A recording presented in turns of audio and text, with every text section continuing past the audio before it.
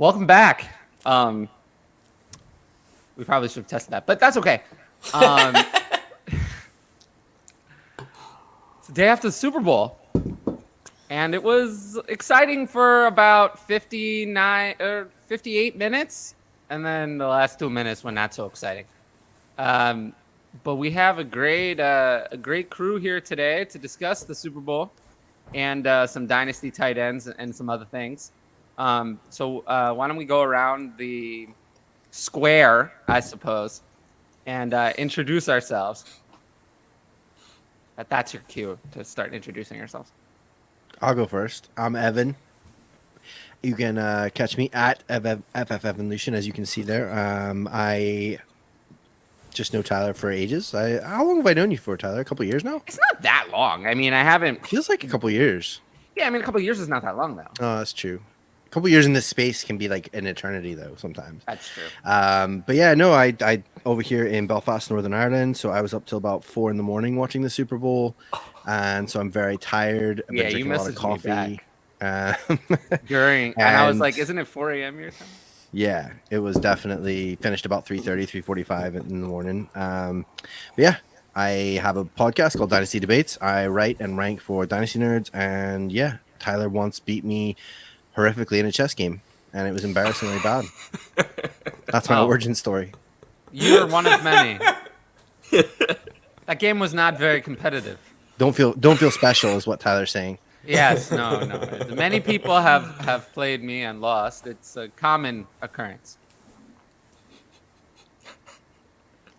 Oh, I guess that's me now, eh? That's true. Yeah, go for it. What is shaking, people? My name is Smokey Hell Nelson. You can find me on Twitter at Smokey Hell NFL. I'm host of The Smoke Show, which covers a lot of things these days. Not so much football anymore. I've had to put it a little bit on the back burner while my wife's been in school because football episodes take time. What I do now takes no time, so it really was a no-brainer. And it kind of made the channel go insanely through the roof. So, yay, small victories. But wife's done school like 2 months, man. Just get back into the football game, baby. This guy. You act as if I prepare to come on this show. Yeah, no. I mean, like doing solo podcasts and stuff like that, where I can't lean on the help of my friends here. And just I did a solo show. Get me through this. I did a solo show yesterday. I prepared for it for about a minute. Fantastic. I looked at the questions. It was good. Boy. It was good. It was good. I will say, it was good. I actually really enjoyed doing it, and I'm probably going to do it regularly on this channel. I used to do Patreon-only question shows, but unfortunately, my Patreon's not that big. Big, compared to most solo Patreons, actually any solo Patreon. Very big, but it's not that big. So I did the show and, maybe 20, 25 people watched it. I didn't feel like that was the best way to bring value to the most number of people. So we changed it. So the way it is now is those shows are recorded. They're not live. In order to ask a question to be on the show, you have to be in the Patreon Discord. So only patrons get to actually ask the questions, but everyone gets to see what the answers are. So, it's kind of my way of advertising the Patreon. Not that I don't do that already, but I do that constantly. People often criticize me for doing that. Oh, how dare you do business on your own show? I know. I get that a lot. Considering this is my channel, feel like, how dare you? How dare you? Come on, man. You're top square. How dare? There are people in the fantasy industry who they're great people, and they do their fantasy content out of the goodness of their heart. And that's great. I mean, that's great for them. They can enjoy that, and they should keep doing it. But, that's not everybody. And, some people feel that, there's, want to do this for a job or whatever. And, I just hate it when people get on me for that. And there's one other thing. Can you please explain why your parents named you Smokey Hell? The government's going to be after me, man. I get to say stuff like that because of the beard that I have now. I can just say crazy things every now and then, and people are like, yeah, okay. But no, the origin of the name actually comes from a man who was 55 years old at the time. He was kind of one of those legends who doesn't actually seem real. He was a regular. I was bartending down in Victoria, our province's capital. I'm on the west coast of Canada, if y'all didn't know. I like and anyways, Canada. I like Canada's Canada. a good place Well, for no, the most part. It's very good. I like it because the healthcare system is much better there. The healthcare system Absolutely. in America is not so good. It's not so good. It's rare. Wow, political comment from Tyler. That never happened. But there you go. Very rare. But the healthcare system in America sucks. So, it's much better in Canada. I think there are many changes that could be made, but these are irrelevant details.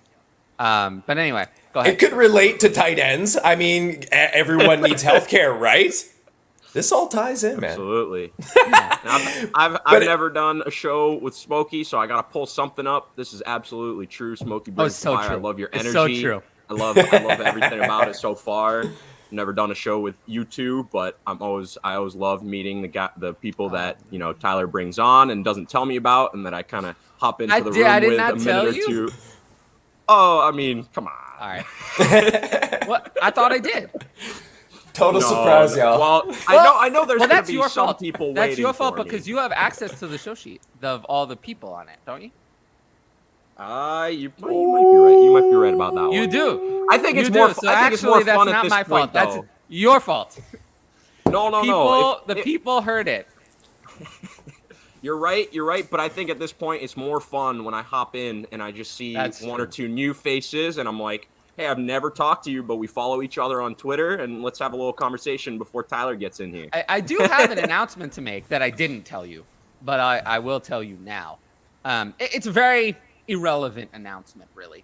The shows will continue being 2 p.m. Eastern on Monday and 7:30 p.m. Eastern on Tuesday. But after this week, the shows will flip from what they are now.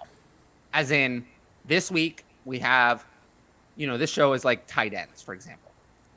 And then tomorrow is the Ask Tyler with an absolutely beautiful thumbnail that Maddie Big Chest made. Like, beautiful. Like, I don't know if you saw it. It's on the channel. It is amazing. Like, I love it. I love it. It even has my hair, a light bulb, everything. It is, I swear, it is shout out Maddie beautiful. Big Chest for all the well, great that's why we're thumbnails talking about it. Because I wanted to shout him out for how awesome that I love it. And I don't even have to edit it for each show. I can just reuse it because it's so nice. But what I'm saying is that the shows will be flipped. So this show, after this week, it'll be the same time. Both shows will be the same time. The difference is that this show will be the question show with no show sheet. And the 7:31 on Tuesday, that'll be the one with topics and the show sheet. This show will be shorter, most likely. I mean, I'll try to keep both shows around 90 minutes. But this show is often ran into like 2-3 hours.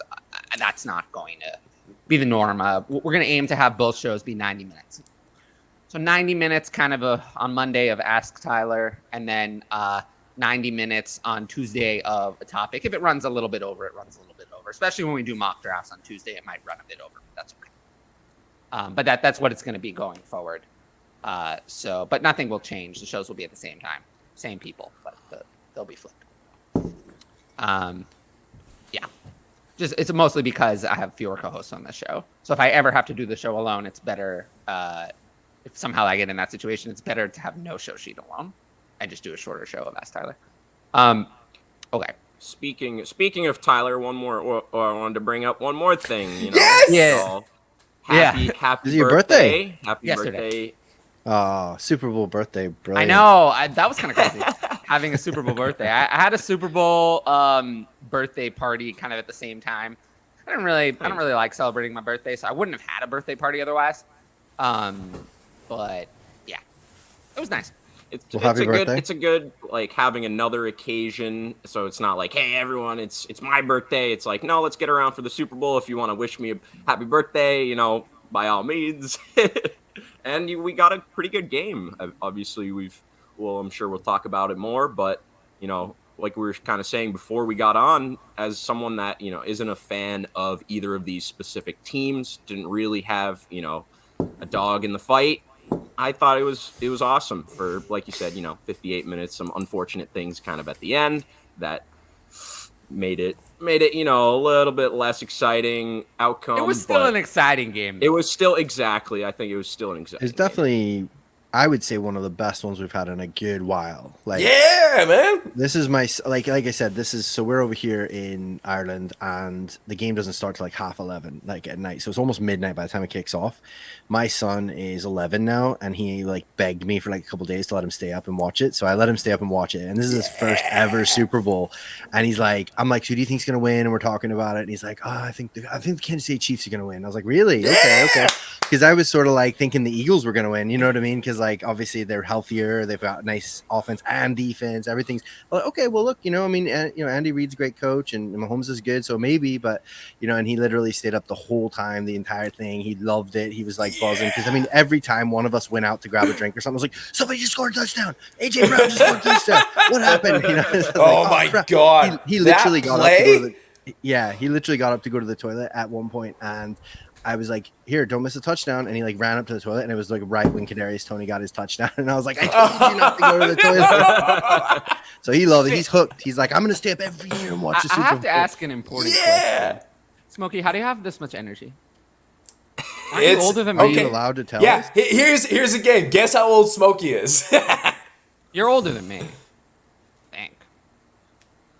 Maybe I'm not. pretty sure I heard you say something about this once, and it's like crazy. It's like 40 or something like that, isn't it? Like 42 or Ding, something. ding, ding, ding, ding. Okay, you're a lot older. Yeah, I'm 40, man. That's awesome. I'm gonna be. We here right now. I'm gonna be dead at 40. Yeah, I'm not gonna 40. live till 40. I'm married. I have a child. I own this house. I got a lot of energy that I shouldn't have. The ADHD really helps, but I've just never helping grown me. up. Not helping me. You Not should just working be for Peter me. Pan. Let me You should tell be you. like Yeah. Peter Pan. And like, man, look, I've still got like fantastic hair. I've got the hair. There's barely a gray because I pluck them all out because I'm very vain. But Wow, we might have I, found someone more vain than me. yeah. Well, That's difficult it's to do. the Vain it's off. the years of experience. I'm so vain. Phrasing. We know this. That's awesome. That's awesome. Well, you certainly don't. But I'm doing all right for 40, right? Absolutely.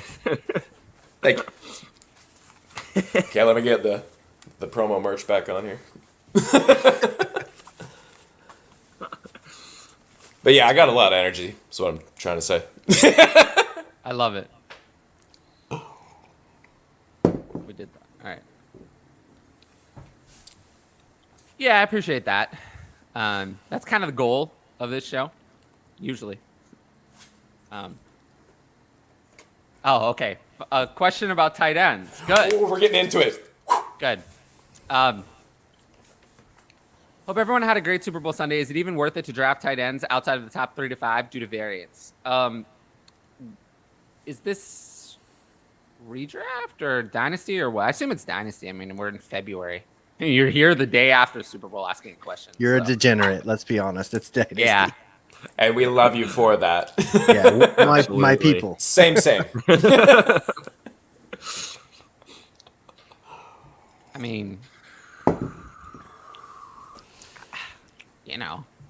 yes, right? Like, I think it depends on how your league values them. Like, because some people, like you said, if it's not Mark Andrews, Kyle Pitts, Travis Kelce, they're not interested. In which case, if you're getting a Dallas Goedert or Pat Freiermuth in like the 7th or 8th round, like that's awesome value. Or even, my boy now Vikings, even TJ Hawkinson, if you're able to get him in like the 5th or 6th round, Put some and it's a respect tight on end his premium. name.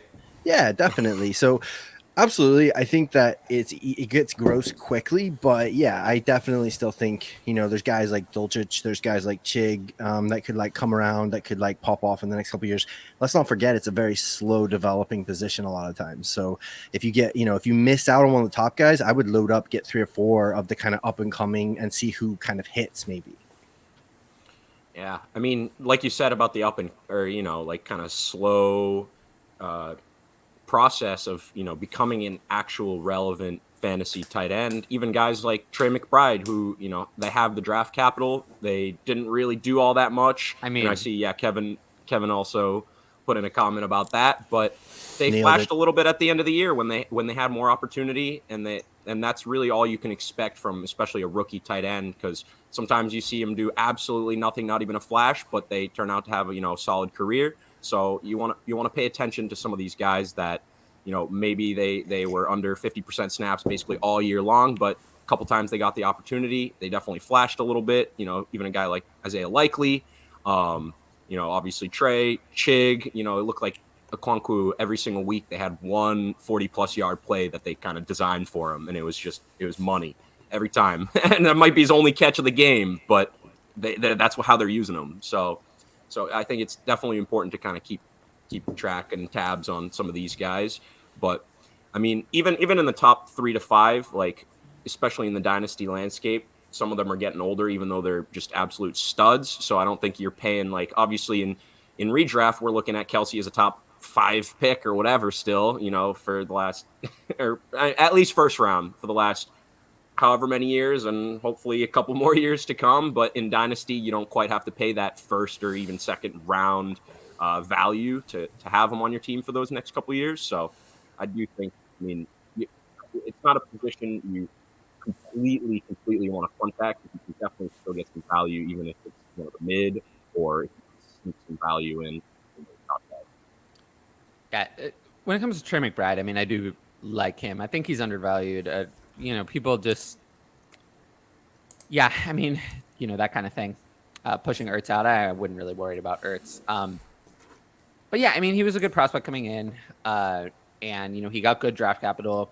The landing spot was kind of hyped at the time, but it hasn't really worked out. Maybe the best so far. I mean, now Kyler Murray is going to miss time. So we'll have to see. But he's definitely someone. It's hard to buy someone like that because, then you have to get them from someone else. Much more likely that's someone I would draft. Given his startup price, it seems a little low to me. So someone I would draft. I don't know about buying, but drafting almost for sure. And that's another thing.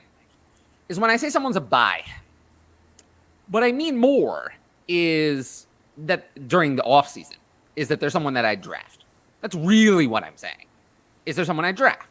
Is given because the most reliable thing we have is ADP. That's what we have. So that tells you where they're drafted. So I would either, yes, I would draft them at that price, or no, I would not draft them at that price. And with Trey McBride, I would. So that's, that's really what I'm saying when I'm saying buy. In terms of how easy someone is to buy, that's going to depend on the manager who has them in your league, which is going to, obviously vary. But in drafting, all the players are available to everybody. So, that it's an even playing field. Well, it wasn't even Gus, my birthday, but thank you. Shit. He'll love that. He'll love that. Well, Gus, I really hope that you have a good trip to the mountains. I really hope your mountains are good. Yes, that's what I would say to you. Yeah. Is this some inside code that we got going on? Like, absolutely. I wish your trip to the mountains well. It's like, reminds me of that scene where they're like the brothers, or, may the ancestors protect you. Yeah. Yeah, no, absolutely. And I hope the mountains and Queen Elizabeth also are doing very well. Yes. I got a little bit of news for you, brother. Awkward. I don't want to be the one to break this to you. Okay, we're good. Don't worry. Sometimes my friends work their way into this chat, and they, I respond to them in interesting ways. That was fair. One of those times. Fair. I love code. I love inside jokes. I hope to be a part of one someday. Well, we'll have to make one. Michael Scott.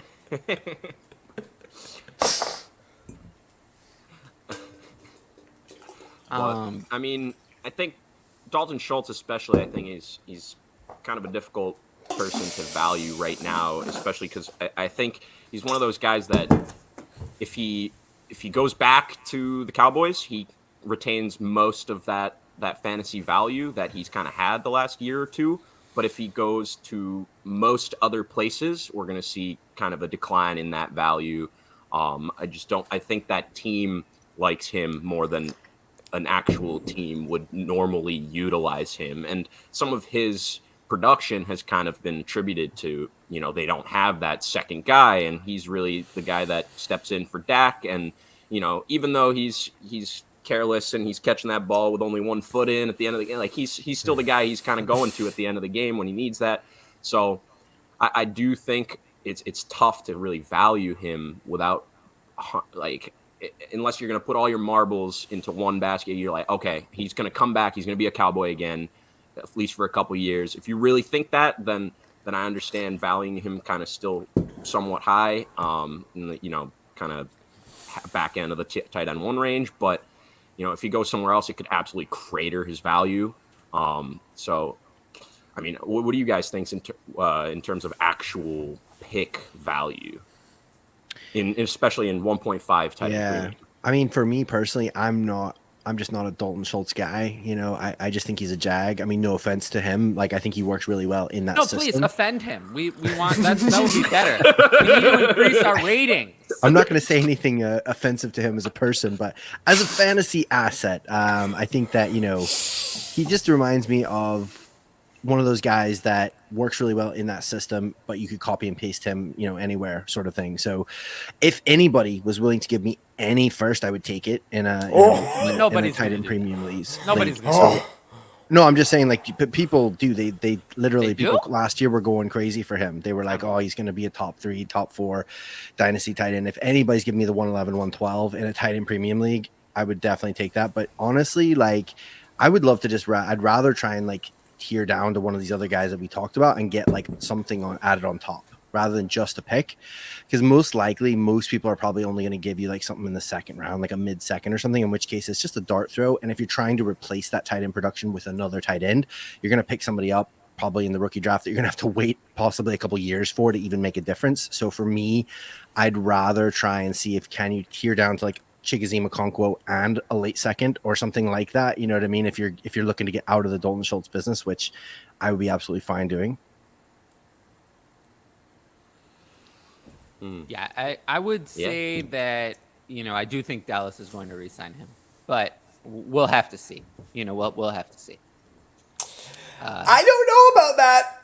I am okay. For those who don't know, I'm a diehard Cowboys fan. Have been for a very, very, very long time, longer than I care to admit. You're old enough to remember them when they were winning things. I actually met I met them during the Dynasty. I shook hands with Troy Aikman awesome. and everything. No, I remember. Wow. I loved them when they were like Troy Aikman and Emmitt Smith and all those guys. Emmitt Smith. I have such unspeakable words I want to say about Emmitt Smith, but we're going to keep this PG. Everyone else I met was and I want to hear about it. No. No.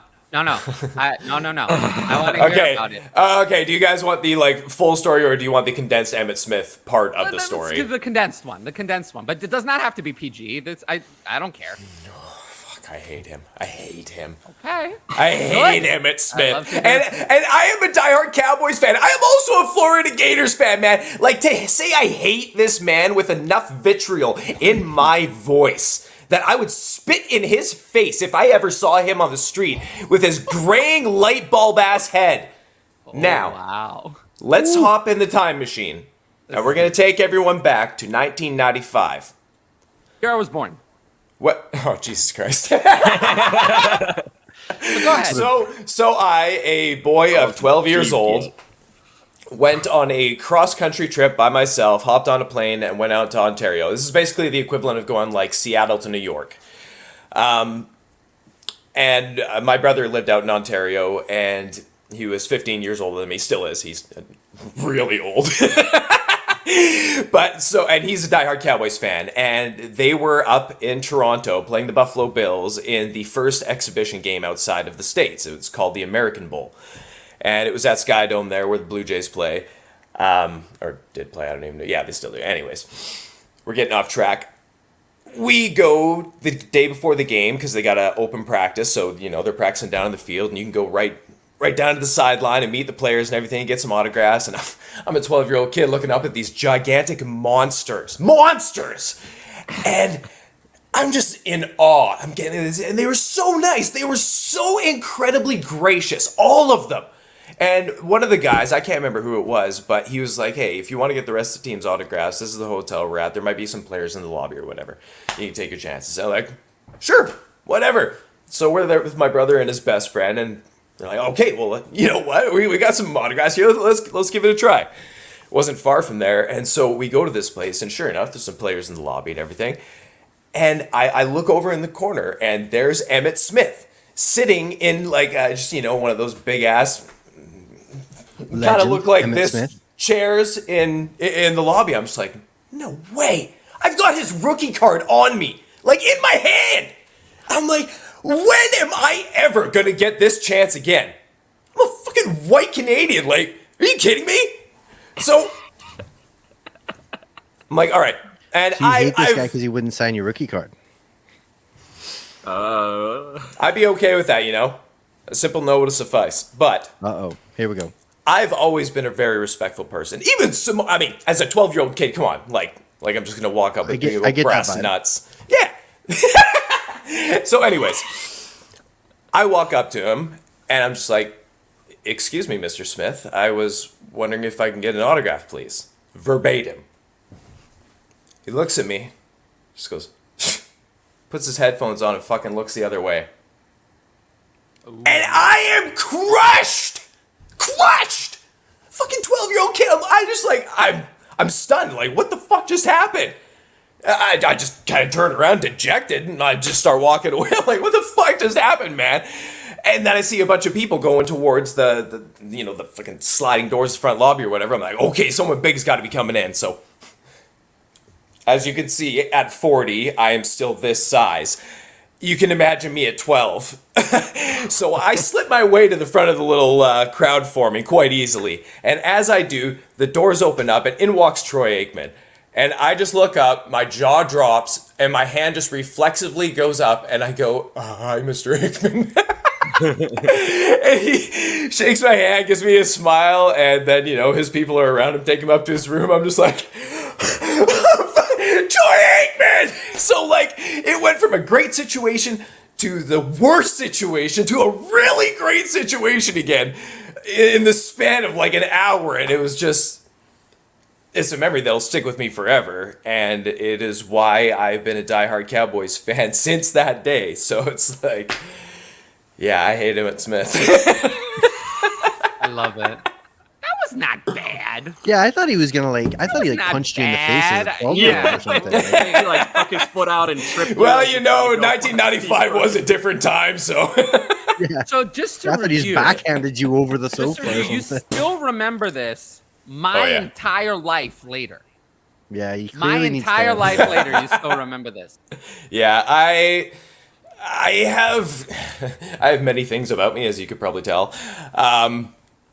One of them is like it's not an eidetic memory. I can't recall absolutely everything I've ever read from any time or whatever, but I have a really, really, really good memory recall. I can remember my first memory at 3 months old. Not super clear or anything like that, but I was in the hospital for testing for a heart murmur, which I do have. And I just remember, you know, the leads coming off me, the black and red wires. I remember looking out the window when it was an overcast day. And, like, there's only so much you can glean from being fucking 3 months old. But, like, I can recall a lot of things with very clear detail from throughout my life. So, yeah, that one, I mean, that one was traumatic in good and bad ways. So it's kind of etched in there a little harder. Now is that so that you said that's like the reason you became a Cowboys fan? Like you Yeah, didn't have any absolutely. association with them beforehand? Well, my brother was a diehard Cowboys fan. He's the one who got me into football in the first place. I owe my diehard craziness of love of this sport to him. Absolutely. And, you know, you kind of get given your first team by osmosis. And, I mean, without that experience, who knows? I might not have been a Cowboys fan. I definitely would have been a football fan. There would have been no avoiding that. That is just, I don't care what timeline we're on here. They all would have converged at the point of NFL love. But would I have been a Cowboys fan? Who knows, man? I could have saved myself some like 30 years of heartbreak here. It's just a dagger in the heart every time. But, you know, seeing the Eagles lose last night was a little pick-me-up. I love Fuck them Eagles. No, it's always interesting. It's always interesting to learn. Our Eagles like, fan Yeah, you know, they couldn't make it today. Couldn't make it today. Ryan Ooh, and what's Coach down bad. Damn. Ryan is very. He said he was getting very angry. I was like, Ryan, if you're angry, you might actually get angry on the show, and that would be great. That would be a great thing. I think the people would love to see that. So I told him he's got to keep that energy for tomorrow. Otherwise, it's if it didn't happen live on the show, it didn't happen, right? I mean, we know that. All right. Happy birthday. Thank you. Thank you. I'm getting old, but thank you. It's not so bad. It's better than the alternative, isn't it? Bingo. Got offered Kelsey for my 108 and 25 third. I didn't accept it. I only have commit. Well. What's your team look like? Yeah. I mean, Kelsey's worth more than that anyway. Yeah. But. Tell you this, 2 of my 3 championship-winning teams this year had Kelsey at tight end, so he is It's hard the biggest, to win without him. He's the biggest positional advantage there is in fantasy football right now. Well, you said Kelsey's worth more, so should Nicholas be trying to go back and just see if he can get that trade done? Sure. I would. If you're looking at a contender that other positions are pretty solid, and like you said, you got Komet only at tight end. Not feeling too confident about that one. But I mean, that doesn't seem like the steepest price. Obviously, he's aging, but I can't imagine he's gonna fall completely off a cliff in the next year or two. He still looks like he's chugging along. I was just looking at the each week and kind of their finishes during the week. Like he had a 9-game stretch where he was a top 5 tight end on the week. That is not fair. That's more than half the season. And that's not even not even looking at the 6 straight games of playoffs that he's now had a touchdown. Like he's just an absolute monster. And it doesn't seem like he's really slowing down whatsoever. So He was over 100 points over second place. Like, come on. There is no more advantage in fantasy football than Travis Kelce. And that's probably going to last for a little bit. His quarterback's kind of good. Yeah, 5 points per game. Imagine having that advantage. That's something that you just that's literally the only set and forget there is. Yeah. No, I mean, so I guess basically if you got a team, the rest of the roster looks good, see if you can go back and get that deal done. Something similar. I will say. He says it's still there. I will say that with Travis Kelce, I do think if people are expecting 2022 again, no, then they might be a little bit. The Kansas City, and it was one of the things on the show sheet, they won the Super Bowl. They did. They won. But, Wait, what? Shit, we hit him on the time difference. Yeah, they did win. But that doesn't mean, just because you are the best overall, doesn't mean that you're not going to make changes to your roster, improvements to your team. They're going to get a better wide receiver than what they have. They have to. They have to because it can't be worse. They also have no one under contract, so they're going to have to start signing people. That's true. They're going to get someone better. I think they have to. And Kelsey's overall target volume, I think, if I had to project 2023, I'd probably just give him 2021. Which was very good. That's still pretty good. Still amazing. Still incredible. He It's wasn't still incredible. the number 1 tight end, but he was still the top 5 tight end in over half the games he played. Yeah. So it's just like, okay, we might not expect I am 5.5 points better than the second tight end, but that's I'll take still, 2 or 3. I mean, honestly, though, it's funny with Kelsey. Kelsey's the kind of player I would never draft. Never. Because in a draft, all it takes, it's actually the opposite of someone like Trey McBride. In a draft with Kelsey, all it takes is one person who is going all in, wants the advantage. Kelsey's always going to go earlier than I'm willing to take him. So I'll never draft Travis Kelce. Never. But I do see situations where I would buy Travis Kelce. It's the other way around, where someone who has Travis Kelce has a team that it's over the hill, time to rebuild, and they're willing to sell for less. So he's a player I'd only buy and would never draft. Because I'd only take him if I can get him at that. price, I can get him at that price, I'll take it. If I have to pay the startup cost that he costs, then I'm not going to do that. Given That's the fair. options that he's compared to. Because in a startup, he's going to cost way more than that. What you're giving he got up is worth offered way Kelsey, more. so he wasn't trying to sell Kelsey. That's- he was No, that's what I'm offered saying. to Yeah. trade for. That's what I'm saying. But in a startup, you'd Yeah. be giving up something worth a lot more. Yeah, than yeah, yeah. this. Oh, You'd yeah. have to take him in the first round of a startup. Yeah, Not the first Or round, even but s- yeah, I he'll think he go would, man. in. Yeah. in a tight end premium, I think you would. Oh, I see him premium, go 11, absolutely. 112 all the I time. don't think so. Does he really? Yep, Yeah. Oh well, then. absolutely. 'Cause Then I was that's- getting I like mean- last year, I did like 2 startups, 3 startups, and I was getting Mark Andrews as the second or third tight end in like the mid second, late second, early third, something like that. And Kelsey was long gone by then. Yeah. Can we talk about Mark Andrews for a second here? Because is there a bigger Sure. question mark on one of the top tier tight ends in Dynasty right now?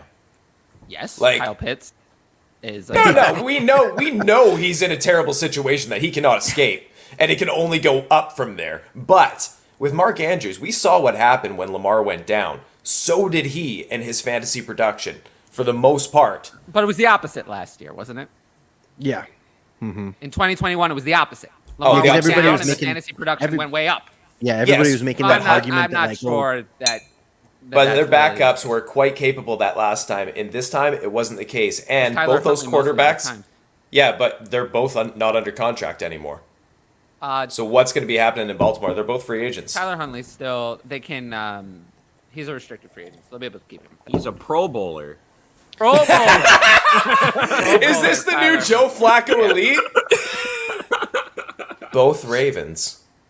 I would expect that they keep Tyler Huntley. It's not going to cost them very much. No, I wouldn't imagine so. The But cost- like, his restricted free agent tender, even if they give him the first round tender, which they're not going to, it would only cost like $4.9 million. So, Yeah. and that's for backup quarterback. That's pretty cheap. So they're Yep. 100% going to be keeping him. And how is that offense also going to change with Roman being out of there? There's big question marks around Baltimore, and less if I was Roman in, for me than the personnel. The personnel is going to change. it has to, someone- man. What do they have other than Let's Andrews say and that they keep Lamar Bateman? Jackson. Bateman is not it. But let's say that they No. keep Lamar Jackson. Bateman is always been overrated. Always overrated. But let's say they keep Lamar Jackson. Someone is going to hop on that grenade and go there and really be like nuked. Because I don't care what you do with the offense. Lamar Jackson is limited as a passing volume. The passing volume will. The efficiency could be there. In 2019, it was there. For one of his 4 years in the NFL, it was there. The other 3, it has not been. One of his 4 years, the efficiency was there. He had one of the highest touchdown rates of anyone recently. He led the league in passing touchdowns. That's never going to happen again. That's never going to happen again because on that kind of volume, you're never going to do it. So the No. passing volume won't be there, which means that you have to get it on efficiency, which is not something you want to rely on. So whoever goes there, assuming that they're going there to play with Lamar Jackson, which is not a guarantee at this No. stage. I mean, that's not a guarantee. That's still up in the air. But assuming, I think it's highly likely that they acquire some sort of wide receiver with a high level of capital. I mean, they have 23. I mean, 23 is a possibility for wide Yeah. receiver. It's a possibility. Or they could look at the free agent market or the trade market. You know, there are not other- much for Have you, free looked at, agents. have you looked at that free agent market? Free agent market It's is not paltry. ideal. It's not ideal. No. I DJ think Chark. I'm on there. I mean, to be Don't fair, you I disrespect think Jacoby Myers like that. I do think Can we? someone is going to go to oblivion. As in, someone is going to sign with the Ravens for the money, knowing they're going to oblivion. Yeah. That's Alan Lazard, Jacoby Myers. One of these people is going to sign there, knowing it's all for the money, knowing the stats won't be there, but they're going to get the money Yeah. because the team needs them. And Baltimore is going to have to overpay to get a wide receiver to go there because you're not going to get another job after going there because your stats are going to suck. So whoever they get is going to be overpaid, is going to be overpriced, and is not going to be someone I want. But there probably will be a free agent, probably one of the two that I named, Alan Lazard or Jacoby Myers are the two that make the most sense. Alan Lazard honestly makes a lot of sense. Alan Lazard or Corey Davis if he's a cap casualty from the Jets would be someone who would potentially look at jumping. DJ Chark as well. DJ Chark, I feel like, is never going to get a real contract, so he'll just take the money. He would be a candidate. And then they He could look also okay draft, with a star on his helmet. they could draft some DJ Chark. Yeah. I think Dallas has bigger plans, to be honest with you. DJ Chark Hopefully. DJ Chark is just another Michael Gallup. DJ Chark doesn't solve anything. Yeah, but Michael Gallup ain't Michael Gallup anymore, man. He looked like trash when he came back. And I I know. love DJ Gallup. Chark Don't get me now wrong. DJ Chark now and Michael Gallup now are very similar. Yeah. It's deep, but it's not good. It's deep, but it's not good. So there's a lot of options. That's why, like, I don't know. It's like a kiddie pool full of meatloaf. Is this a Canadian reference? I don't get it. Like, it's deep. It's not good, but it's deep. Do you have Like like a a mile favorite? wide, but an inch deep. Do you have like a favorite target? Well, what do we Or consider tight ends? mid-range? I mean, I think a lot of these names that Edward went on to name, I think those are going to be some of the most popular ones in terms of that mid to deeper range tight end. And I do. Well, think let me there's say a lot of this. I'd potential. say not mid-range are Pitts, Andrews, Kelsey, Hawkinson, Freiermuth, Goddard, and Kittle. Everyone else is mid-range. Those 7 are the best 7 Yeah. for pretty much everyone. Yeah. And then everyone else is mid-range. I think the interesting thing is comparative to cost, Freiermuth a lot of the times is like by far the cheapest. Like people just don't believe in him and they're really grossed out by the whole Pittsburgh situation. But he honestly is really impressive, like what he's been able to do so far. Again, not forgetting the fact that tight ends take a long time to get going usually. I mean, this is only his second season in the league. He's already top 8, finished as a top 8 tight end. He's got almost 100 targets in in the offense that wasn't high powered at all. I think only 2 touchdowns, you know what I mean? Like that should easily go up That's in why the people future. don't like him. So I think for me, you could get Freiermuth for almost mid tight end prices, but in my mind, he's one of the better tight ends that you could try and get. Yeah, I've been Relative to cost, yeah. And He had a Dallas. Canadian problem, actually, I think. Who doesn't? I mean, Chase Claypool is just bad. It's not because he's from Canada. Well, I was talking about Mr. Canada. Hey, you're talking about the #1 offensive player in NFL history that Canada has ever produced, so just give him his Maple Is that Leaf Chuba crown. Hubbard? Chase Claypool? Yeah, Chase Claypool's #1. He's got to be. Is it Just Chuba off the, Hubbard? Isn't just Chuba off the Hubbard rookie Canadian? season alone. Oh, yeah, Chuba's Canadian as well. Oh, I should have worn my Chuba hat. Nah, fuck it. But yeah, Pat Freiermuth is my favorite of those higher end targets. But of these, I mean, they're all to me undervalued, except for Daniel Bellinger. Really, Daniel Bellinger is not undervalued. Daniel Bellinger is, to me, just a guy, and he's Properly valued. valued as just a guy. And I think that he took advantage of the fact that there was just nobody on the Giants. He looked fine. I think he's gonna have a nice NFL career. Very solid. Dude almost player. sacrificed his eye for you guys, man. You got to give him a little bit more love. I That do was a give him scary love, start. but he was drafted because he has all around skills. He's pretty He's not- athletic, which is He's nice. athletic, but he's not a star receiver, and I don't think anyone else thought he would be. There's no of these. He's the one where I don't see the upside. The other Do you know ones who- have it, do you know who especially I- Dulcich. Give You know me who I think is McBride out of actually these. a really nice stash that's very cheap is Donnie Woods. He is an athletic freak. He's like 6'7". Oh, like, that's a good. Jelani he- Woods is probably my most undervalued tight end in Dynasty. Yeah, you can based get on him for over- anything. Like separation nobody cares between where about I him. have him ranked and where he goes in ADP. It's the Yeah. biggest separation. He's somebody I'm definitely looking to try and just pick up for really cheap or get thrown in, like do a deal and be like, okay, I love this deal.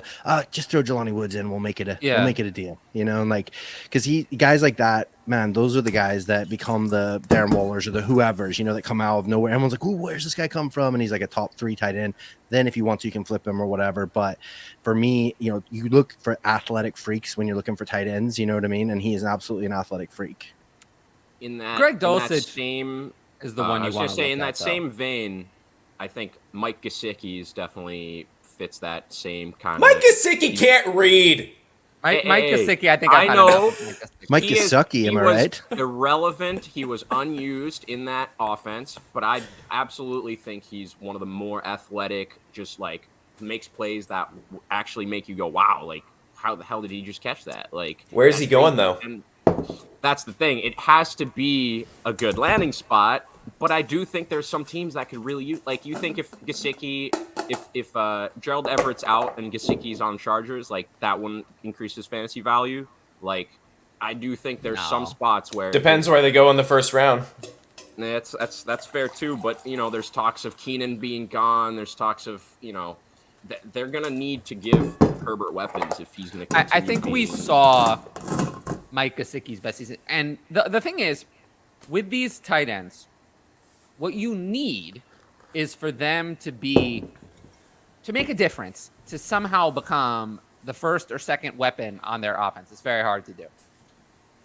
None of these players really have that upside. Of the ones listed, Greg Dulcich, to me, the one who actually was playable in fantasy as a rookie and came with some draft capital. I mean, all of them did. We're going second round, third round, and 2 fourth rounders. So no irrelevant players. But Greg Dulcich came in immediately and was immediately the starter. And then 2 weeks later was fantasy relevant for a lengthy stretch. That would be the one I would look at. And I think the gap between Dulcich and the other players is too small. As in, like, considering that he actually produced for fantasy, whereas all the others didn't, you should value the guy who actually produced as a rookie more than the other ones. And he is valued more, but not enough more. Like, they're still in the same range. And to me, they're not at all. To me, they're not similar. Greg Dulcich is more, he's already proven he can do it. So And he's the that's- screaming buy. Oh, yes. Yes. Of these, he's, according to his ADP, he is the most undervalued of this group. Although Okonkwo is in a lower range, also undervalued. But he's, What's the ceiling there? Like Okonkwo currently on that offense, what is the ceiling there? with Greg Dulcich. No, with Okonkwo. The ceiling isn't much, but that offense could change. Okonkwo is. I better hope that it does. Yeah, but Olay.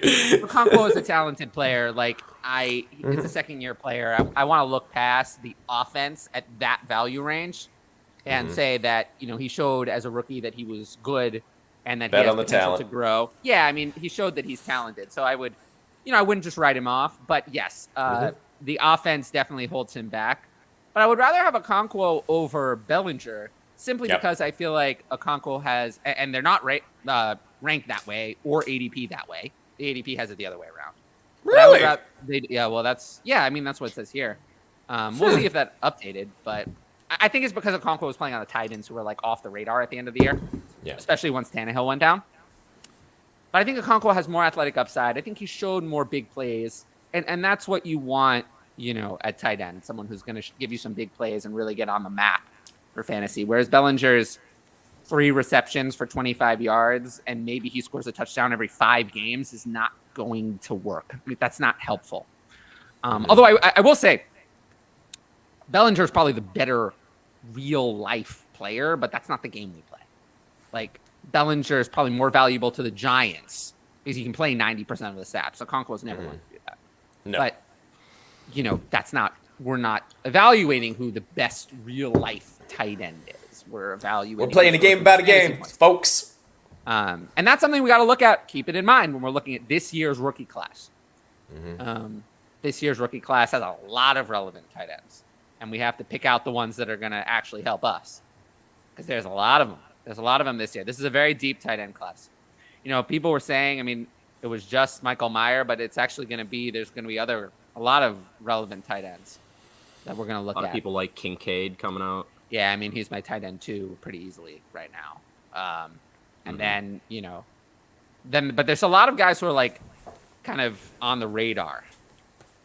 So we'll have to see how they develop. I think the Dulcich is also being undervalued because there's still somehow just don't some like Albert Russ. O truthers. And I've There are no legitimately Albert seen O's. things. I've seen some things that are like, like they're gonna hopefully start finally using him, and it's like, There are no Albert I mean, O's. sure, it was a shit show last year there, regardless. But I And I really warned don't them think- last year. I warned them that Alberto is all athleticism, no receiving skills. and that he sucks, and that they drafted someone better, and I warned them, and now here we are. So, never liked Alberto. Never liked him. Once he didn't get the draft capital, I didn't like him. Yeah, I think I would have liked him if he got the draft capital. The people just buy into that athleticism, that perceived like, oh, he's like you were saying with Jelani, like, okay, like, but it's like it is very hit or miss. They might become someone like, that actually produces, and because he's not being asked to block all the time and like really being used as a receiver, but it also could just be like he's a 30% snap share guy because he's not really a tight. He's just like a glorified receiver. Like, one thing that is worth thinking about, though, and is kind of impossible for us to be able to quantify, is the coaching aspect. And honestly, like, Nathaniel Hackett was terrible as a head coach, right? Oh, and praise that. It's well documented that doesn't even begin to describe it. It's well For those who know documented. sign language. It's well documented that he literally, Alberto got into his doghouse. So, like, there's actually been quotes from, Alberto basically in the nicest way possible being like, I'm relieved that Nathaniel Hackett's gone. You know what I mean? Like, that I'm actually going to get a chance now. So I'm not saying that Alberto, I like Greg Dulcich. He was my tight end 2 in this last draft class. So I really like him.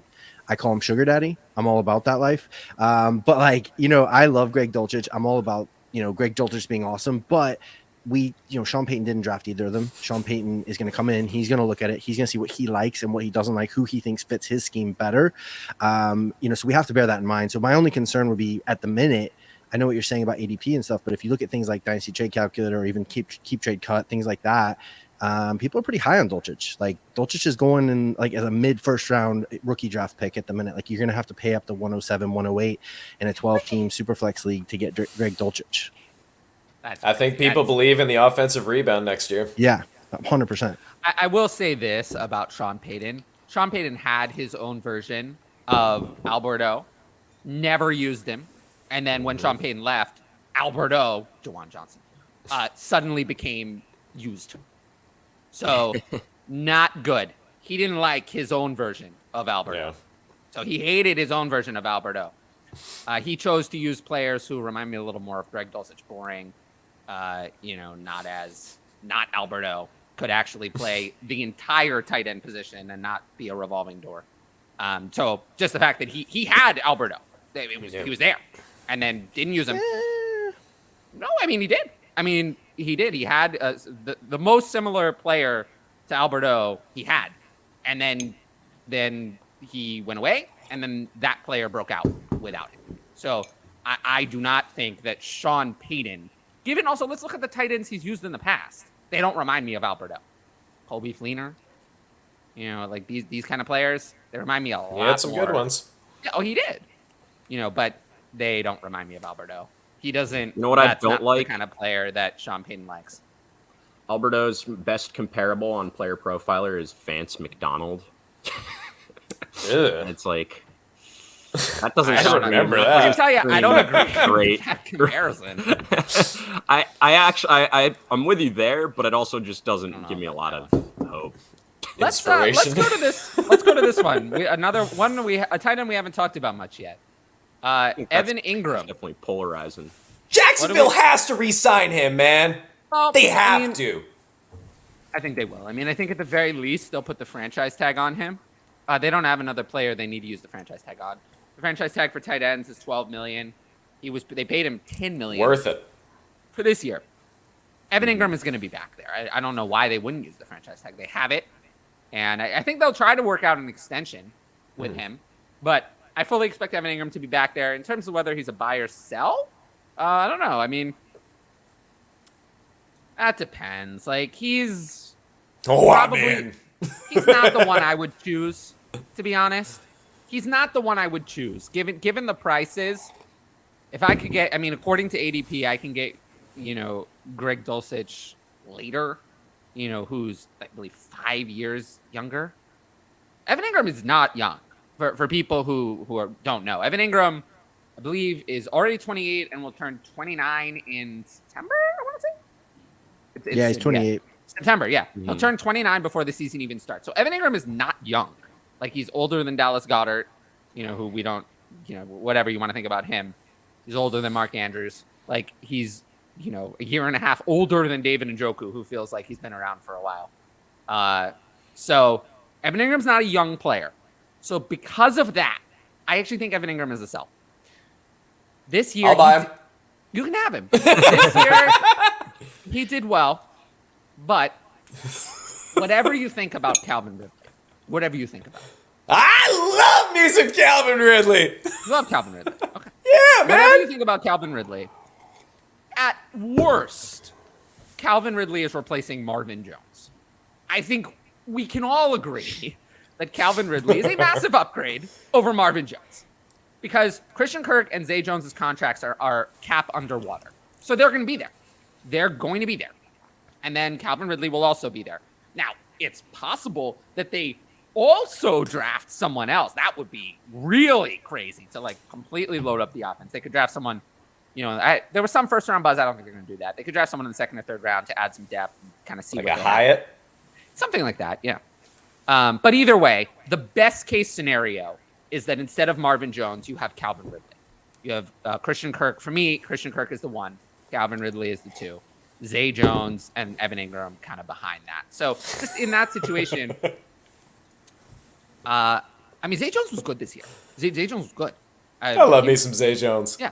So just with that situation, even with Trevor Lawrence being great, I'm not sure that I think we'll look back and see that 2022 was Evan Ingram's best season in Jacksonville. And I think he could still be good, but just given where he is in relation to some of these players who are younger, Evan Ingram's value upside is also not really there. What's going to happen? He's going to be 29 before the season starts. He's probably going to be back in Jacksonville. If they do work out a contract with him, what the terms of this contract are really going to dictate what his position is going to be in the offensive pecking order, I think. I don't see if Calvin Ridley is any version of Calvin Ridley, Evan Ingram is not going to be ahead of Christian Kirk or Calvin Ridley. And unless Calvin Ridley is just washed. But I don't think he really has to be either. No. It's hard to do it. As a tight end, it's hard to do it if you're not in the top two on your team, unless the offense the offense has to be really good or the Jaguars' offense is really pretty good. It could be really good. But even so, it's still hard. The only way to really do it, if you're not in the top two, is if there isn't anyone else, which is not the case. Or if, you have one of the best offenses in the league, which is possible, but I'm not sure that that's a guarantee. And I'd be willing, I think that the risk on Evan Ingram is, just given his price, I just don't like it. That's There fair. are other players who have more value upside. I'd rather have David Njoku over Evan Ingram. David Njoku looked great. Then he got hurt, and then that was it. But he looked great. He was he was a difference-making tight end in the first 6 games. And then he got hurt, and he never looked the same. He was someone. And then I would still rather have. I know we don't seem to love him, but I would still rather have Dalton Schultz over Evan Ingram. Okay, I'll put this out there. What if the Jaguars come out, sign him to a 5-year contract, Dalton Schultz is still not signed? Does that change your view any? I will believe that Dalton Schultz isn't going to be back in Dallas when I see it. I'm pretty confident that he's going to be back. But I will take that bet, sir. Just even based on pure volume alone. Just Of even course based on they pure do. volume. Trevor Lawrence threw 600 plus times his rookie year. He threw 585 times last year. So if we're expecting him to throw around 580, 600 times, Evan Ingram had 17, 18% target share. Even if that goes down to 15%, still closing in on 100 targets. 100 targets for a tight end in a fairly high-powered offense, that's pretty nice upside. If you're talking about mid to low-end tier tight ends, that's pretty good. Yeah, I'm just not there. And the risk is high. If Calvin, Absolutely. no, the risk is if Calvin Ridley comes back and is Calvin Ridley, then Evan Ingram is worthless. Or That's close not to it. true at all, though. Oh, but basically, I mean, don't think he's worthless with that I mean, if scenario. Calvin Ridley is the old Calvin Ridley, then he is. I mean, No, then, because even if Calvin Ridley is Calvin Ridley from 3 years ago, he's not going to get 100% of the targets. We just talked about there's 600 targets to go around. So even if he's getting a 25-30% target share, they're still going to throw to Christian Kirk. They're still going to throw to somebody. So that's the point. My point is, even if he's only getting a 12 to 15% target share, which is very small for somebody, if they bring him back, they obviously like him. He was tight end 5 this last year. You're still talking about closing in on 100 targets for somebody at a tight end position. I just don't buy it. I'm good. I'm good. I'll pass on that. I generally think that if you're going to take a player like this, the younger they are, the better. And tell you, and I think we can all agree on this, if Evan Ingram comes out next season and is bad, the value's gone. There's no value left. Because Yeah, he'll be 30. There's nothing left. Whereas if Greg Dulcich comes out and is bad, there's still plenty of value left. There's a lot left. That's why I don't. That's why I don't want Evan Ingram, because we all can agree that there is downside risk, and if there is downside 100%. risk, I don't want the player who honestly has not been great in his career. I mean, let's face it, Evan Ingram has overall probably been a disappointment. Based on, I mean, before this past year, we've been holding on for 5 years just because he's of his had rookie, really two rookie good Yeah. years. He's had two good That's years it. in his career, 2017 and 2022. Yeah, And no, that's what I'm saying. Like, for 2019, 4 years 2020, since his 2021, we're not good. bad. So, But let's go back to the overall, coaching talk as well. He's been a disappointment. And the injuries. Yeah. Injuries I will and say there some are of the things worst about- coaching in the NFL. There are things about And Evan Ingram. constantly revolving offensive coordinator and everything like there that. are things, as a Giants fan, there are things about Evan Ingram that cannot be explained by a bad coaching staff. Yes, now I Like- think we're getting to the root of it. You're a hurt, injured Giants fan, and he's done you wrong, and there's some unresolved issues. No, if and- Evan Ingram were 26, I'd be with you guys, but he's not. He's not. If he were 26, I'd be with you, but he's not. That's really all it is. That's That fair. if you're wrong, you're left with nothing. A 20, a 30, like if he doesn't deliver, he's worthless. Whereas I'll take someone who, like, I'd rather have Trey McBride at his cost. If Trey McBride doesn't deliver, like, Trey McBride's still going to have insulated value and people are going to be talking about it. Whereas if Evan Ingram doesn't deliver, he's done. So that's why. It's really that more than anything else. And that's why I brought up that he's older than people think. Quite a few times. Jordan Akins. Older, 30 years Jordan old. Akins is very old. Speaking of players who, He's- Jordan Akins is already 30. Mhm. Be 31 in April. So my answer to this is no. Similarly, if Jordan Akins were younger, yes, but no. There is a stash I like on the Texans, but it's not Jordan Akins. Let me butcher this pronunciation. It's a very hard name. Yeah, Tegan Quitoriano. Did I get that Quintoriano, right? yeah. Quitoriano. Yeah, I like him. He kind of came on at the end of the season a little bit. He was a rookie. If I had to roster one tight end from the Houston, it would be him. But I don't think Houston's next tight end of relevance is currently on the team. Which it's crazy because I feel like there was, people were trying to talk themselves into Brevin Jordan before the year. Oh, talk about a bust there's- there. Oh my goodness, yeah. didn't do I mean, he was.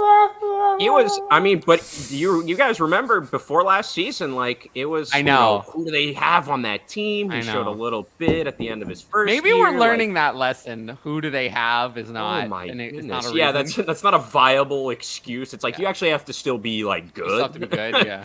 Grasping at straws. That's all we're doing. but yeah, I would say no, really, to Jordan Akins. and even it's like yes, we obviously expect the Texans to draft someone. I mean, obviously, I actually think the they're hoping Texans- for Bryce, but Over drafting someone, actually, the Texans are a team to look at in the free agency market at tight end because they don't really have anybody.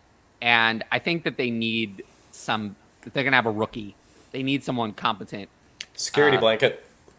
yeah, to kind of bring in there. I was and, saying, like, I was saying they're going to bring a rookie quarterback in. It's like well, they are. None of these We know guys are that. gonna- Yeah.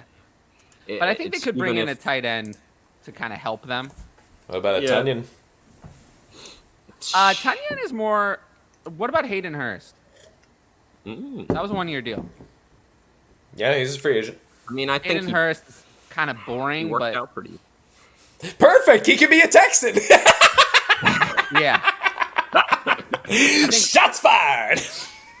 Yeah, I think Hayden Hurst would be someone they could look at. He's kind of like quiet, like he can block, safe, and just kind of add. Like they've been not an NFL offense for 2 years running, and they have a good number of draft picks, but I feel like they're gonna pick a quarterback, and then they're probably gonna pick a wide receiver, and then they still need other things.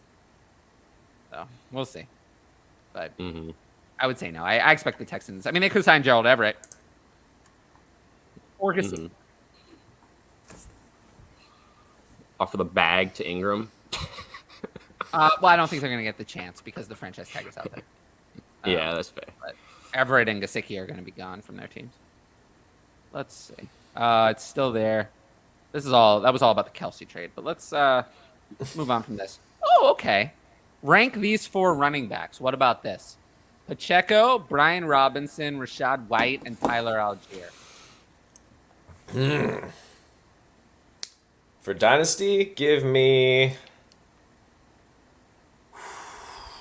Rashad, Pacheco, B. Rob, Algier. Check my.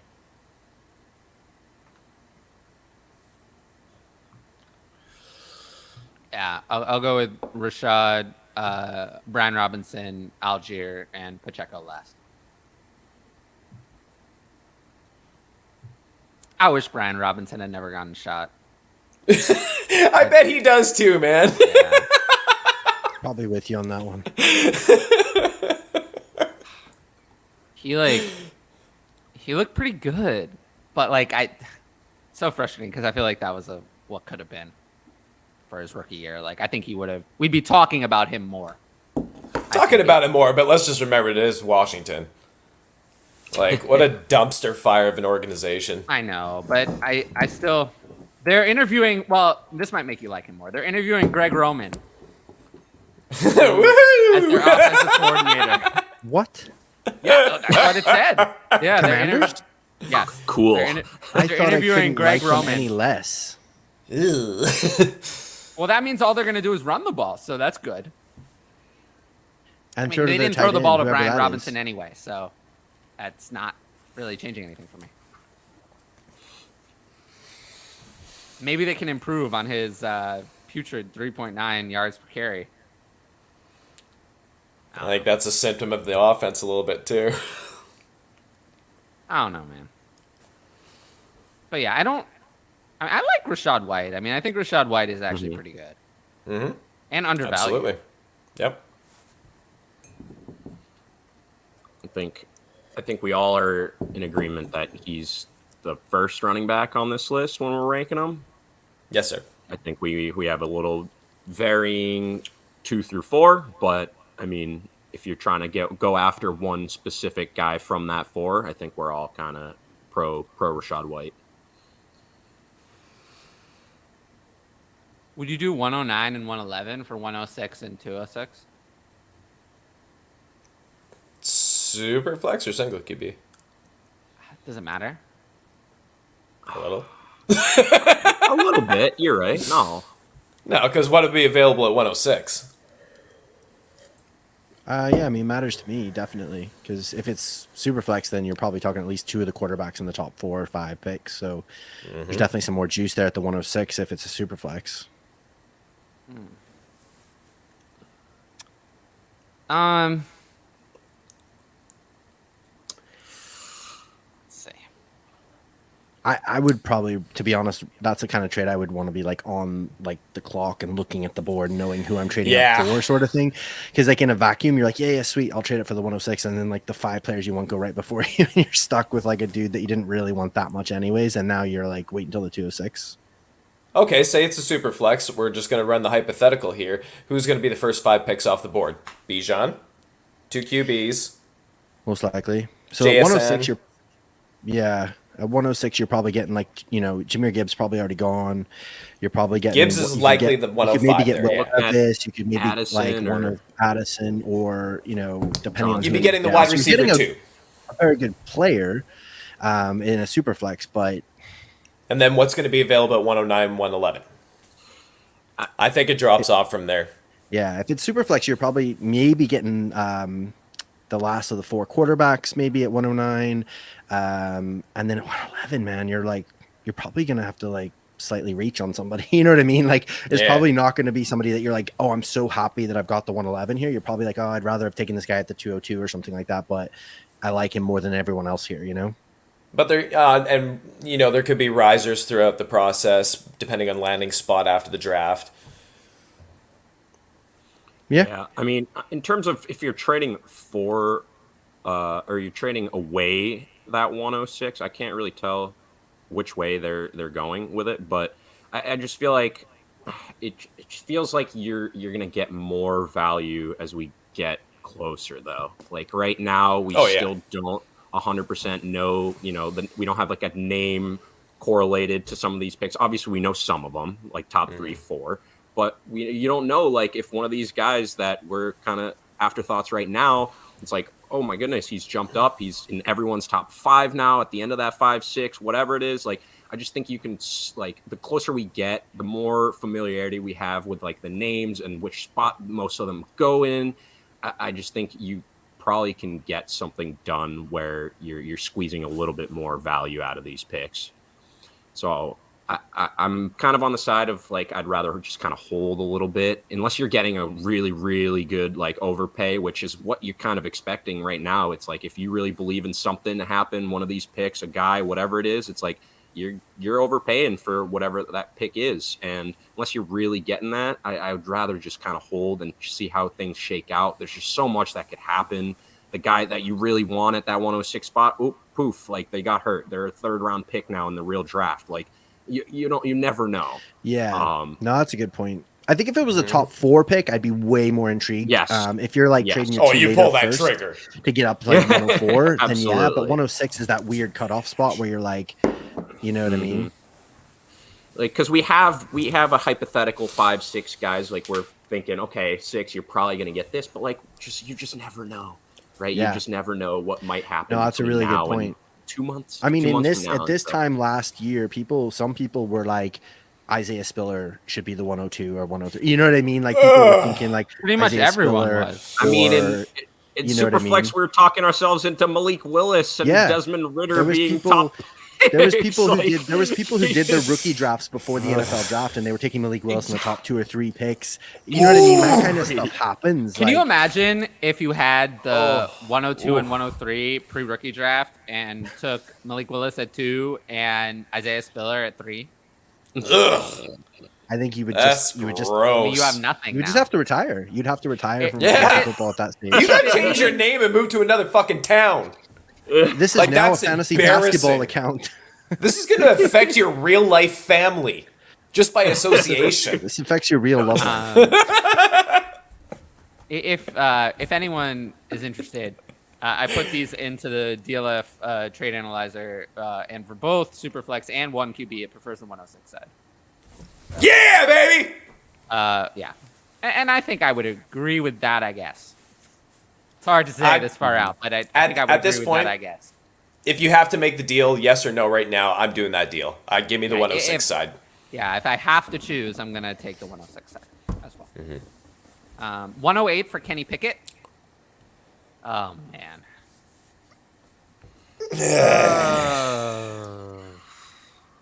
No. I think that's a really tough question to answer without knowing your quarterback situation. I mean, and stuff like that. looking at my rankings, I have Will Levis at 108, and I'd rather have Kenny Pickett. So I would take Kenny Pickett, which also goes in line with my value chart here that has Kenny Pickett very similar in value to the 107. So going with that, I would go with Kenny Pickett, but it's not like I'm running out to do it. It's not like you're jumping on a Twitter and you're like let everybody know your success. Who was it? Kenny Pickett became available. It's like Kenny Pickett and then like the Ric Flair gif. Can you like be on this show every week so that way I can like take my energy down from like a 10 to a 2 every week? Yeah, man. Mondays are my This has been the jam. easiest show I've ever done. I've had to have no energy at all. It's nice. I'm not used to that. I'm usually the energetic one. Yeah, I'm a bit of a spark plug, they say. I can see that. I love it. I know, I really do love it. I used to be more like that, and now I'm like... Old age got you, man. Except for weight. No. Except for the fact that you're 12 years older than me. Except for he has no excuses. I don't know. This is like genuinely terrifying to me. I'm not going to lie. It's genuinely terrifying. You know what? I can only hope to that's have a deserved reaction. No, I think it's a fair reaction. I'm like, how is this possible? Scientists are still trying to figure it out. Well, we might have to tell me what the scientists say, and we'll get back to those results. We kind of talked about this a little bit. Where do you? Oh, I think it's not if he gets cut from the Chargers. I think it's when. When, yeah, I think that's a when. Given that they phased him out of the offense down the stretch. So, yeah, what would be? Well, okay. Why don't we go to everyone and say your predicted landing spot, and then maybe if you also want to add, if it's different, your ideal landing spot.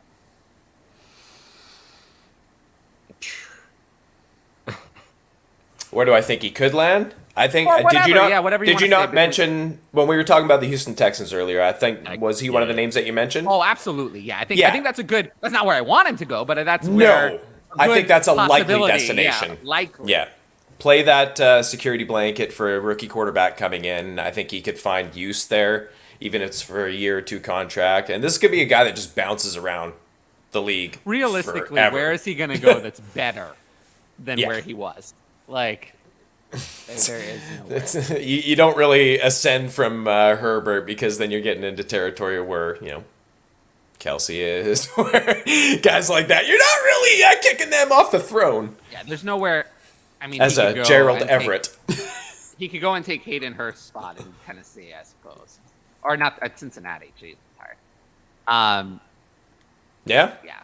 I guess that's maybe better.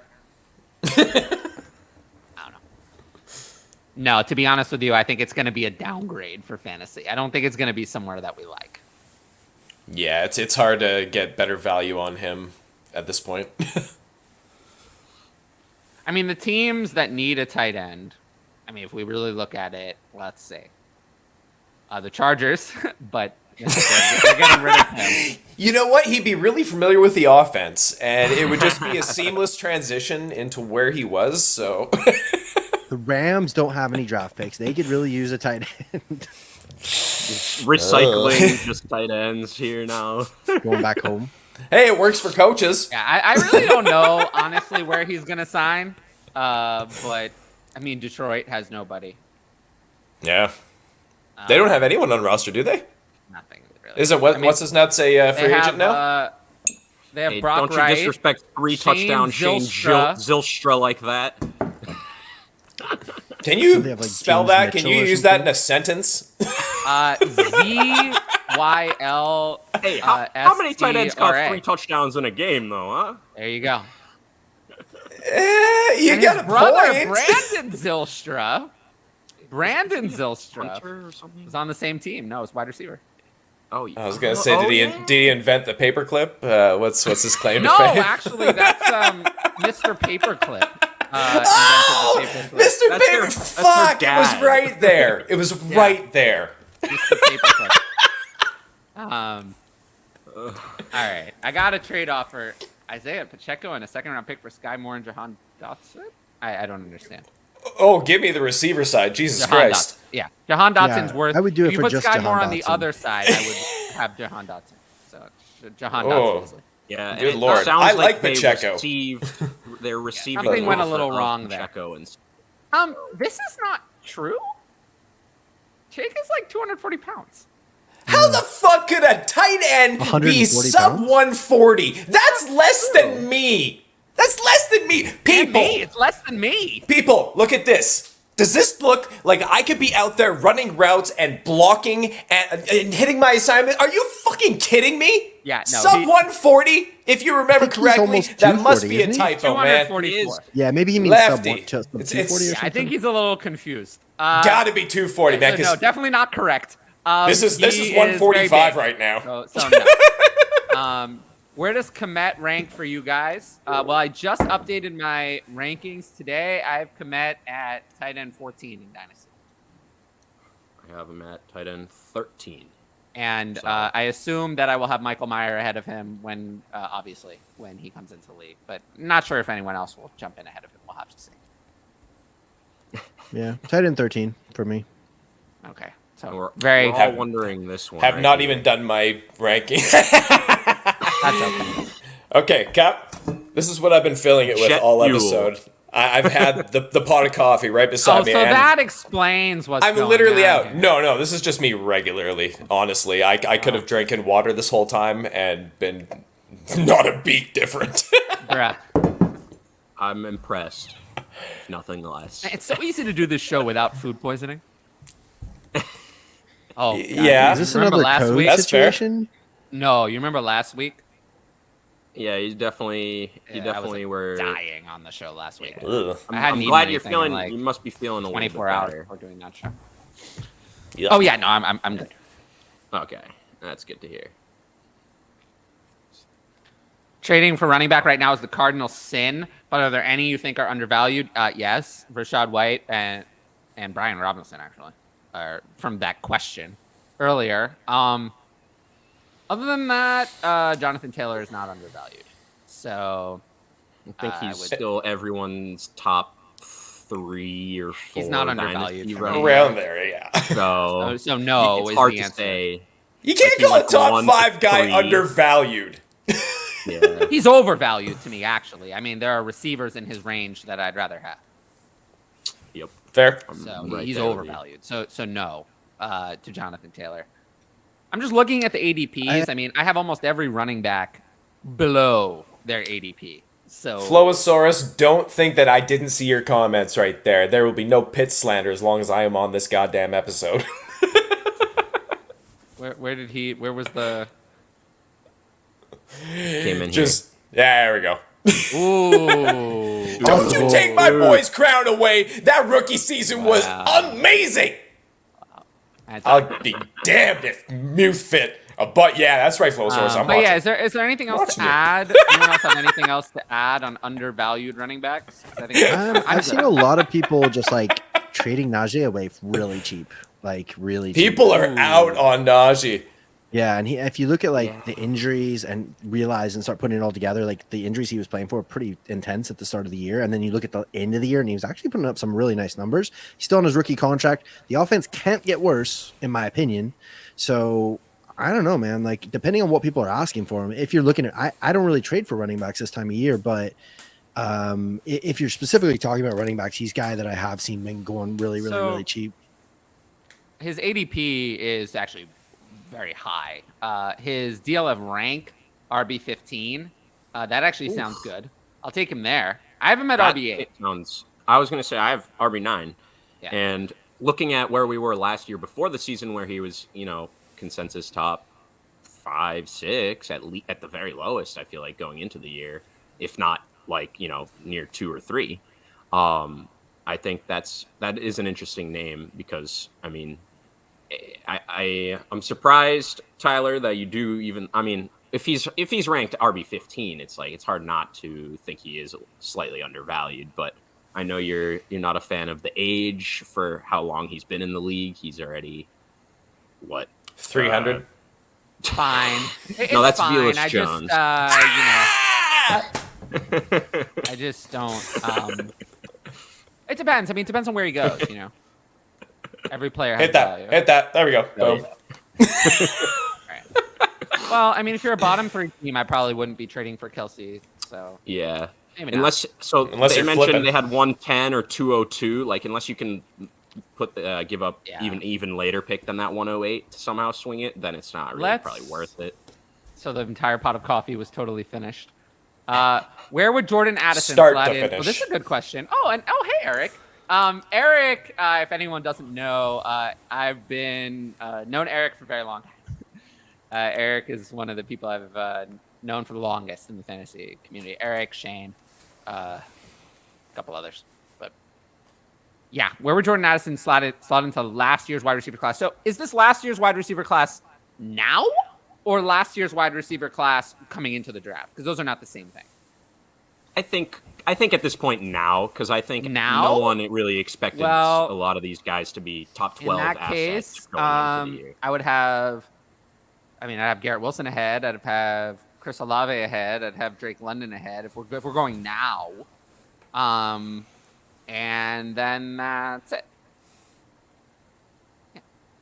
Before. Yeah. Now, Yeah, as a sounds- prospect, he would have been 3 for me. In front of Drake, but still behind Olave and Garrett. No, in front of Olave. Olave as Oh, a prospect was not up there. Oh. No, Olave as a prospect was behind. Yeah, well, for almost everybody, Olave was lower. I mean, Burks, London, and Wilson were the top 3 that were floated, and Olave was considered a step down during the process, rookie process. No, we can. I was low on Burks, to be fair, but yeah, Burks was really high. Yeah. People were like 101, 102. Yeah, no, for him. I had it Wilson, London, Burks. I think the consensus at post draft was London, Wilson, Burks, and I would have had Addison. I would have had it Wilson, London, Addison, Burks. Assuming Addison gets the draft capital that I think he's going to get, which is around 15 overall.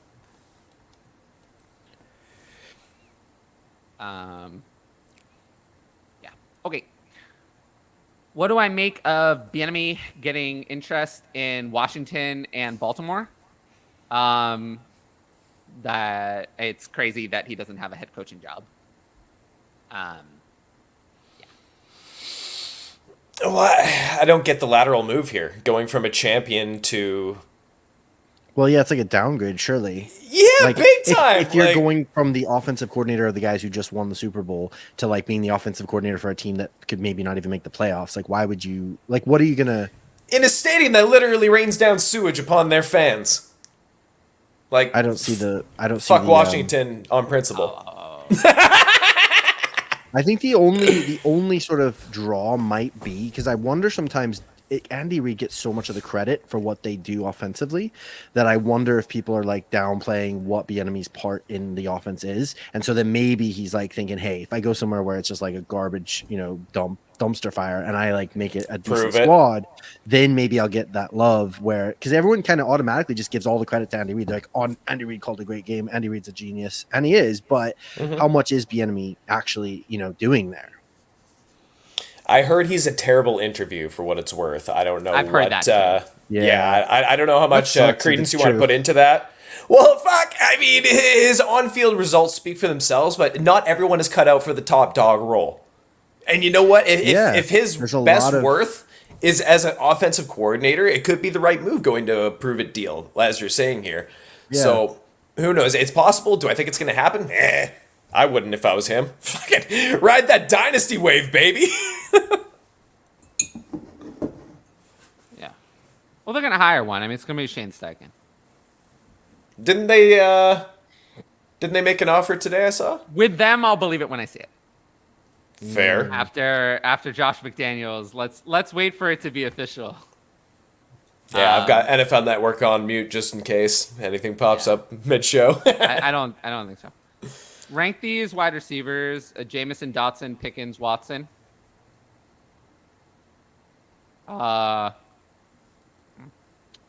Interesting. Oh man, I'll go Pickens, Watson, Dotson, Jamison last. Yeah, I'm with that. Based on what I've seen. It's in the order of seen most to seen least. Pretty Yeah, much. it's really tough because I really love Jameson coming out, but obviously So with did I. what we've seen so far, I had him as my third in the class, so it's really tough for me I to wasn't bump as him all high the way on to the him. bottom of the list. I wasn't as high on him coming in. So it's also the track record of wide receiver or any player who misses their entire first year and then goes on to have a career is basically nothing. It's that track record is very bad. Like everywhere you go, it's bad. Every position, it's bad on top of bad. So it's not.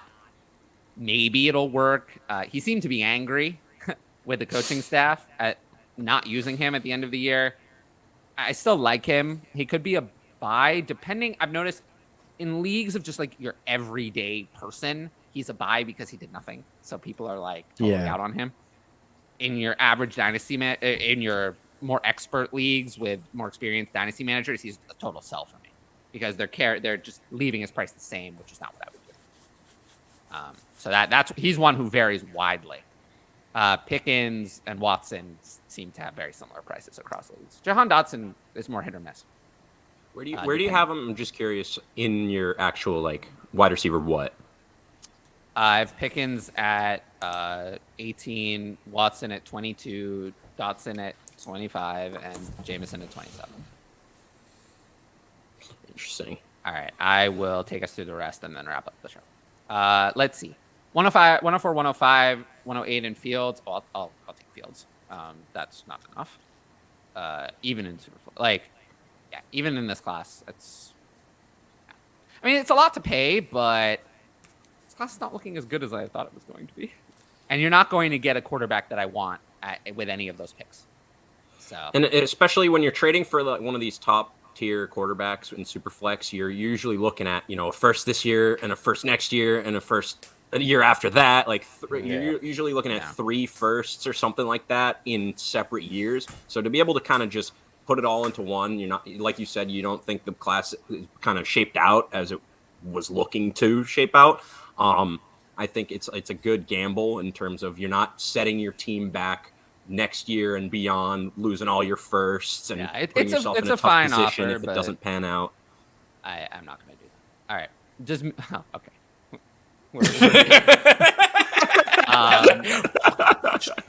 Was offered. Oh, Drake London was offered JT for 24 first and Drake London. No, Kenyon Drake actually. That's what I thought it was originally, but it's not.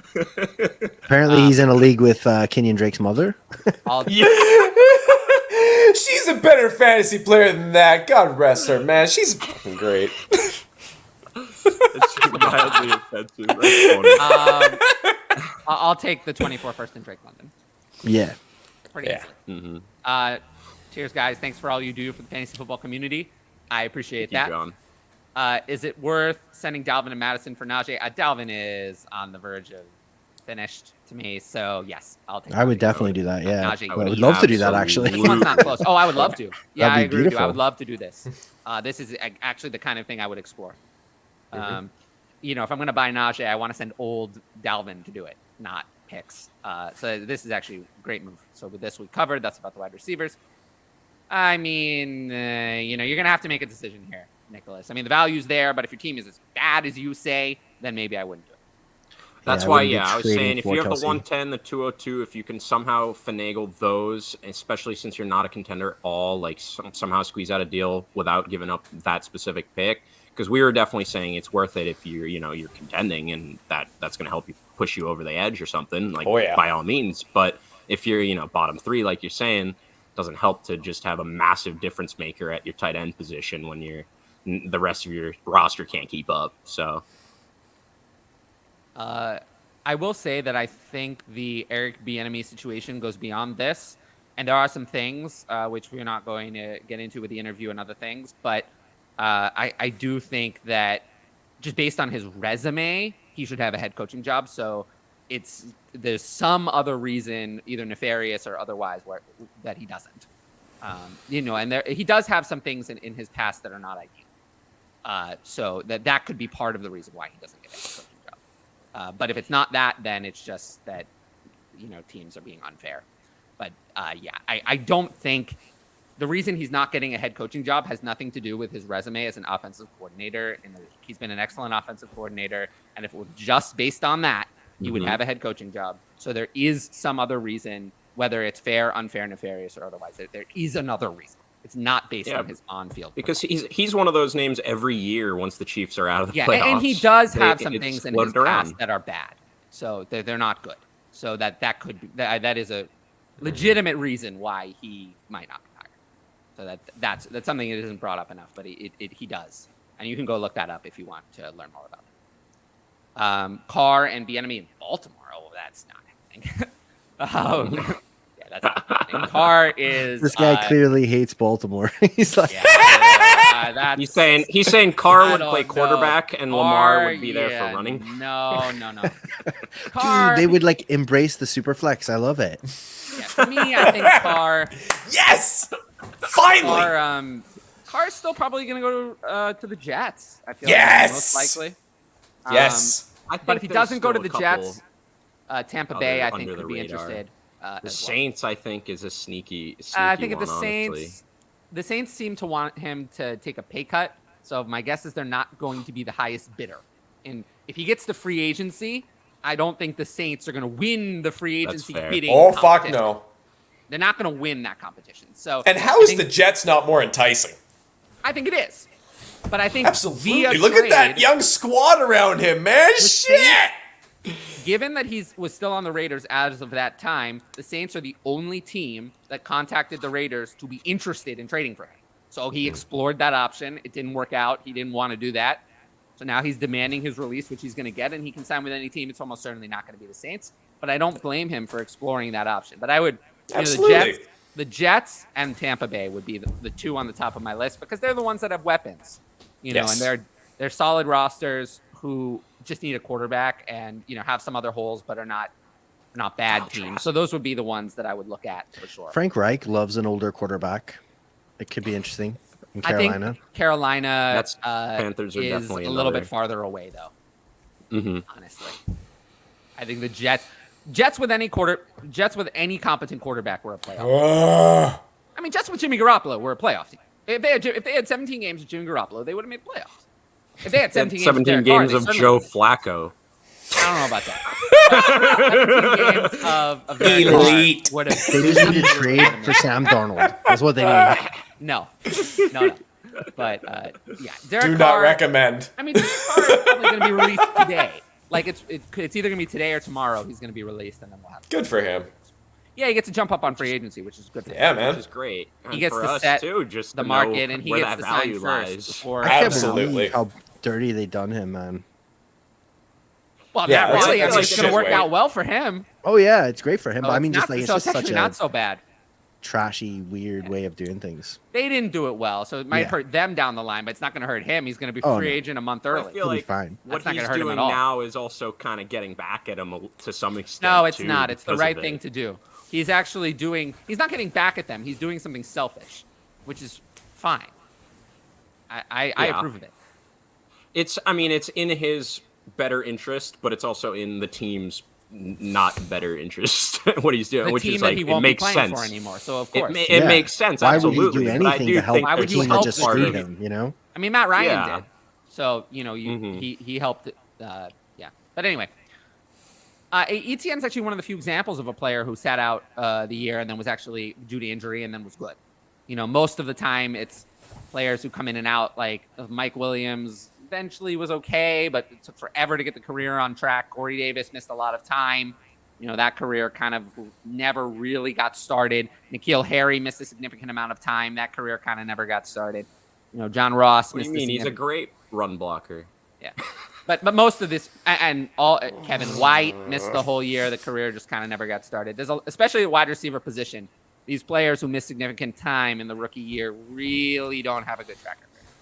So we'll see if he's the exception. But I also preferred Treylon Burks over Jameson Williams coming in. So I don't see why I wouldn't prefer Treylon Burks. What a good rookie year. Sometimes we expect too much. Considering the offense, he had a good rookie year. And he, showed a lot. Showed that he could be a top weapon on a receiving offense. So, yeah. It's a sad day in the Truther residence for Ridley. Why? Just Why to is- be a truther. Oh, okay. And Baltimore would still have Kenny Drake. Huh, that's a good way to end it. So yeah, plug things. Plug your things, and then I'll close out the show.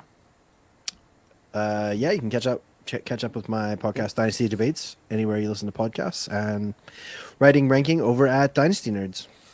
I do listen to the Dynasty debates, and I think it's great.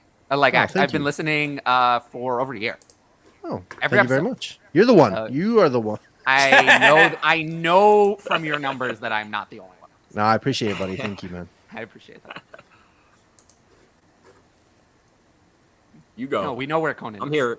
Yeah, I'm here every week. Conan, he's a barbarian. You can catch him on. Flexing and punching out horses that have carts attached to them.